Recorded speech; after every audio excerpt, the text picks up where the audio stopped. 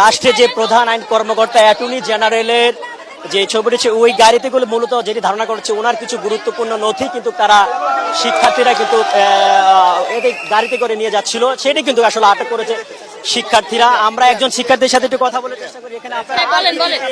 এখানে হচ্ছে মানে যত যা পাইছি সব হচ্ছে অবৈধ সরকারি জিনিস। আমরা ফার্স্টে হচ্ছে একটা পাই, এই যে এইটা আমরা ফার্স্টে পাই।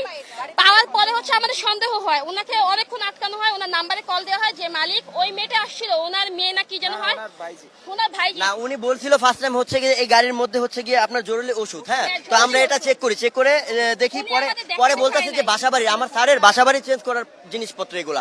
তারপর উনি চেক করতে দিচ্ছিল না, তারপর জোর জবরদস্তি করে এক কথা চেক করা হয়েছে, তারপর এই ডকুমেন্ট বের হয়ে উনি পালানোর অনেক চেষ্টা করছে, বাট পালাতে দেই নাই।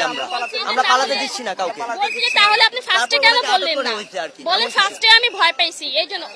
ওনার ড্রাইভার লাইসেন্সও নাই, উনি মানে উনি কি পরিমাণে যে তাড়াহুড়া করতেছিল এটা হচ্ছে বলার বাইরে। দর্শক আপনাদেরকে একটু আমরা দেখানোর চেষ্টা করি। এখানে কিন্তু আমরা যেটি দেখেছি সেটি হচ্ছে যে অনেককে দেখা যাচ্ছে যে গুরুত্বপূর্ণ যেহেতু কিন্তু রাষ্ট্রের প্রধান আইন কর্মকর্তা ছিলেন, অনেক গুরুত্বপূর্ণ নথি বলা যায়, বিশেষ করে অনেক মামলার নথি যেটি আসলে ওনার সময় আসলে হয়েছিল। কারণ আমরা দেখতে পাচ্ছি পুরো